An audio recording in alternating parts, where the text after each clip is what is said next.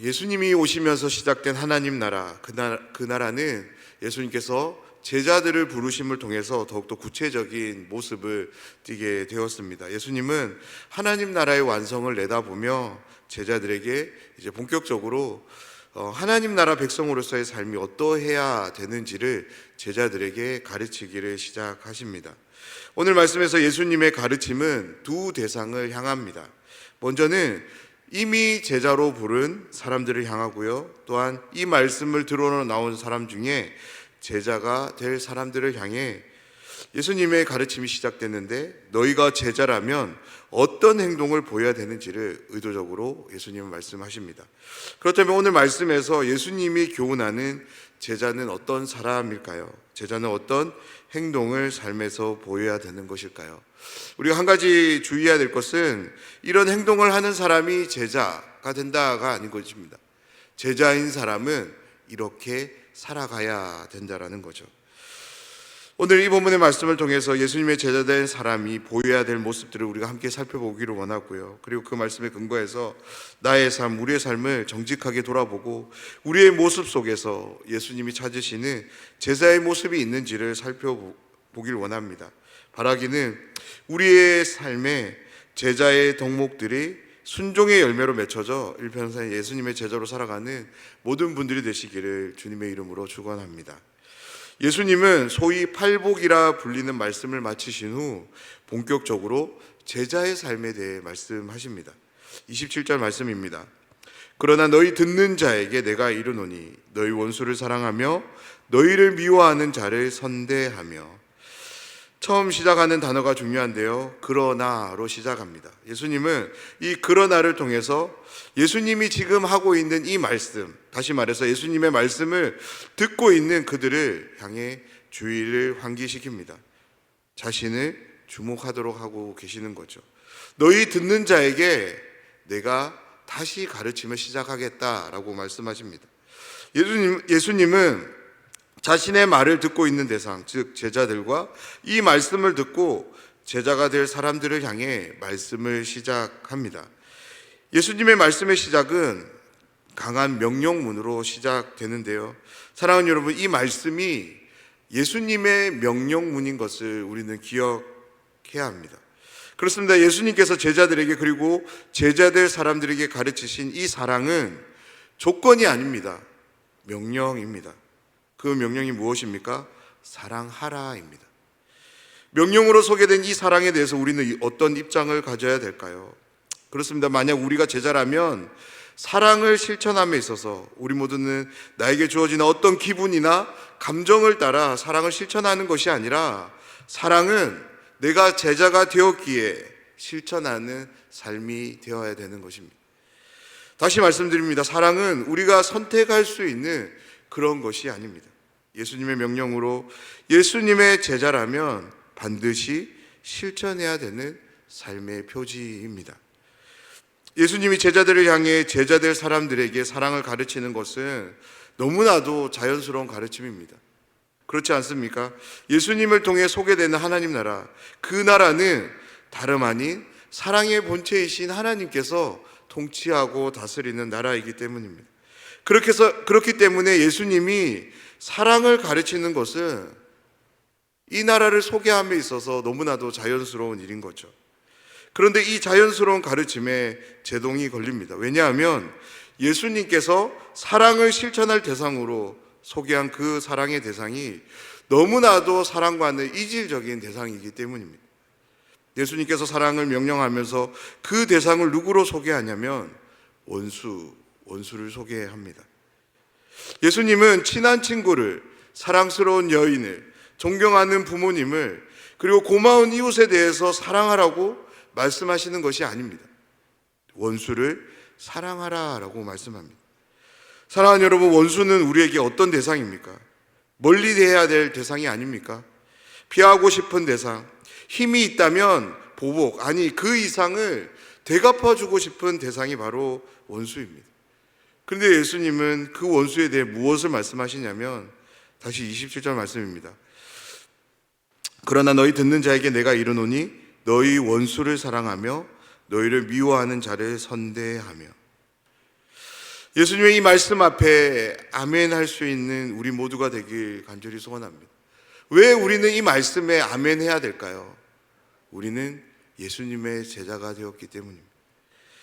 원수를 생각하면 이가 갈리고 울분이 가라앉지 않지만 앞서 베드로의 고백을 빌려서 주의 말씀을 의지하며 원수 사랑하는 우리가 되어야 될 이유, 단 한 가지 이유밖에 없는데요. 우리가 예수님의 제자이기 때문입니다. 주 성령께서 우리 마음에 함께 하시며 원수 사랑을 실천할 수 있도록 힘을 주시고 능력을 공급해 주실 줄 믿습니다. 사랑을 실천하기에는 너무나도 불편한 대상들을 예수님은 계속적으로 언급하시는데요. 28절 말씀입니다. 너희를 저주하는 자를 위하여 축복하며 너희를 모욕하는 자를 위하여 기도하라. 29절인데요. 너희 이 뺨을 치는 자에게 저 뺨도 돌려대며 내 겉옷을 빼앗는 자에게 속옷도 거절하지 말라. 아멘. 예수님의 가르침은 정말이지 해도 너무하다라는 마음이 듭니다. 저주하는 자를 위하여 복을 빌고 모욕하는 자를 위해 기도하고 오른뺨을 때리는 자에게 왼뺨을 돌려대고 겉옷을 빼앗는 자에게 속옷도 거절하지 말라고 가르치십니다. 이후에도 계속적으로 예수님은 사랑을 실천하는 데 있어서 망설이게 만드는 여러 상황들을 계속적으로 소개합니다. 예수님께서 이와 같은 행동들, 특별히 사랑을 실천하는 데 있어서 자연스러운 대상이 아닌 적대적인 대상들을 소개하냐면 제자들은 바로 자신의 능력, 자신의 모습을 선보이는 사람이 아니라, 다시 말씀드립니다. 제자들은 자신들의 삶을 선보이는 사람이 아니라 바로 하나님의 자비로움을 선보여야 되는 사람이기 때문입니다. 사랑하는 여러분, 그렇지 않을까요? 도대체 어떻게 사람이 원수를 사랑할 수 있을까요? 그것도 절대적으로 원수에 대해서 사랑을 실천할 수 있을까요? 예수님이 말씀하시는 이러한 상황들, 나를 미워하고요, 나를 저주합니다, 나를 모욕하기도 합니다, 내 오른뺨을 때립니다, 내 겉옷을 강제적으로 빼앗습니다. 이 당시 겉옷은 단순한 외투 기능을 넘어서 밤이라는 시간 동안 그 사람의 체온 유지를 돕는 생존의 필수적인 그런 요소였습니다. 그런 겉옷을 억지로 빼앗는다는 것은 이건 죽으라는 일과 다름없는 일인 것입니다. 구하는 자가 있다면 주라고 하고요, 분명히 이것은 내 것입니다. 내 것을 누군가가 가져가더라도 다시 달라라고 하지 말라라고 예수님은 가르치십니다. 우리 중 어느 누가, 아니 온 인류 중에 어떤 사람이 이런 삶을 자신 스스로 감당할 수 있을까요? 아무도 없는 거죠. 단 한 사람도 없습니다. 그런데 단 한 사람도 없다는 것을 예수님이 모르셨을까요? 이 터무니없는 삶을 예수님이 제자들에게 실천을 그냥 말로 하기 위해서 하신 말씀일까요? 결코 그렇지 않습니다. 예수님은 이 삶을 말씀하시면서 한 가지 약속의 말씀을 주시는데요. 35절 36절의 말씀입니다. 오직 너희는 원수를 사랑하고 선대하며 아무것도 바라지 말고 구워주라. 그리하면 너희 상이 클 것이요 또 지극히 높으신 이의 아들이 되리니 그는 은혜를 모르는 자와 악한 자에게도 인자하시니라. 36절 너희 아버지의 자비로우신 같이 너희도 자비로운 자가 되라. 아멘. 예수님께서 왜 이 삶을 제자들에게, 그리고 제자가 될 사람들에게 말씀하시냐면 바로 그들은 자신들의 삶을 선보여야 되는 그런 사람들이 아니라 하나님을, 특별히 하나님의 자비로움을 선보여야 되는 사람이기 때문입니다. 예수님의 제자는 어떤 사람이 되어야 하냐면 예수님을 선보이는 사람이 되어야 합니다. 예수님은 누구십니까? 예수님은 바로 하나님의 자비로우심을 보여준 분이십니다. 35절 말씀을 다시 보면 예수님께서 하나님에 대해 어떤 소개를 하시냐면 은혜를 모르는 자와 악한 자에게도 인자하신 분으로 예수님이 소개합니다. 사랑하는 여러분, 하나님이 은혜를 모르는 자와 악한 자에게도 인자하신 분이심을 믿으십니까? 왜? 무엇 때문에 하나님은 은혜를 모르는 자와 악한 자에게도 인자한 분이 되십니까? 바로 우리 때문인 거죠. 아담의 범죄 이후로 온 인류가 예수님 때까지 이렇게 이어져 올 수 있었던 이유가 무엇 때문이냐면 바로 하나님의 자비로우심 때문입니다.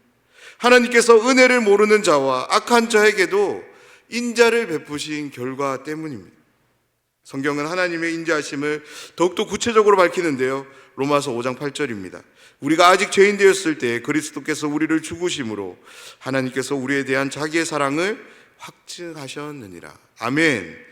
하나님께서 은혜를 모르는 자에게 인자한 분이 아니시라면, 하나님께서 악한 자에게 인자한 분이 아니시라면 하나님께서 우리를 위해 독생자 예수님을 이 땅에 보내실 이유가 없습니다.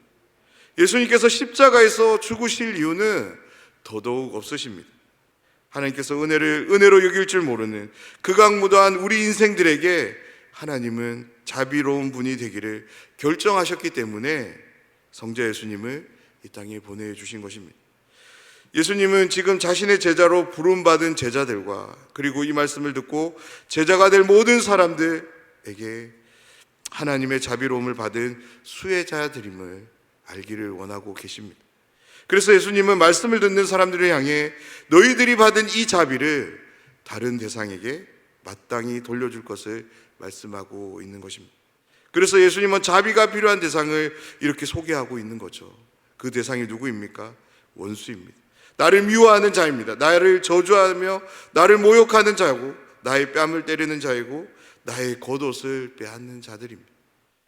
왜냐하면 사랑할 만한 사람을 사랑하는 것은 제자가 아니어도 어느 누구라도 심지어 죄인들도 행할 수 있는 사랑이기 때문입니다. 그렇습니다. 어느 누구라도 보일 수 있는 그 사랑에 하나님의 자비로움이 담길 수 있을까요? 결코 그렇지 않습니다. 그래서 예수님은 하나님의 자비로움을 온전히 드러낼 수 있는 그 사랑의 환경을 제자들에게 소개하고 있는 것입니다. 제자들을 향한 예수님의 사랑의 실천은 이제 37절에서도 계속되는데요. 그러면서 예수님은 한 가지 약속을 주시면서 이 말씀을 마치십니다. 정말이지 말도 안 되는 상황들에 대한 실천을 요구하시며 주시는 약속의 말씀은 38절인데요. 38절 말씀을 보면 주라 그리하면 너희에게 줄 것이니 곧 후히 되어 누르고 흔들어 넘치도록 하여 너희에게 안겨주리라. 너희가 헤아리는 그 헤아림으로 너희도 헤아림을 도로 받을 것이니라. 아멘. 이 말씀을 믿음으로 붙잡는 우리 모두가 되길 간절히 소원합니다. 그렇습니다. 이 말씀에 대한 온전한 믿음이 있다면 우리는 원수를 사랑할 수 있습니다. 내 것을 착취하는 대상에 대해서 어떤 적개심이 아닌 용납함을 가질 수 있습니다. 무언가를 꿔줄 때 더 받을 것을 내다보며 꿔주지 않을 수 있습니다. 왜 그럴까요? 하나님께서 나의 이 모든 상황들을 헤아려 주고 계시기 때문입니다. 하나님의 헤아림, 그 헤아림은 온 우주 만물을 창조하신 창조주 하나님의 헤아림입니다. 그 헤아림으로 우리의 삶을 채우실 때 그 체험이 어떤 체험이 될까요? 그렇습니다. 오늘 말씀처럼 누르고 흔들어 넘치도록 우리에게 채워주실 것입니다. 우리는 하나님이 채워주시는 것을 한아름 안게 될 것입니다. 오늘 말씀은 말씀만 보면 도저히 엄두가 안 나는 말씀입니다. 그런데 예수님은 제자들을 향해 이 감당할 수 없는 말씀을 하고 계십니다. 왜냐하면 이 말씀에는 약속이 함께하고 있기 때문입니다. 오늘 이 말씀을 읽으며 우리 안에 예수님이 요청하시는 사랑의 그 행동보다 예수님이 우리에게 주시고자 하는 약속이 더욱더 크게 다가오길 간절히 소원합니다. 사랑하는 여러분, 약속을 붙잡읍시다. 그리고 그 약속으로 주어지는 그 삶을 통해 원수에 대한 사랑을 실천하며 하나님의 자비로움을 드러내는 우리 모두가 되길 간절히 소원합니다. 그래서 우리의 일평생이 예수님의 제자가 되는 하나님의 아들이라 인정함을 받는 그런 삶이 되길 주님의 이름으로 축원합니다. 함께 기도하겠습니다.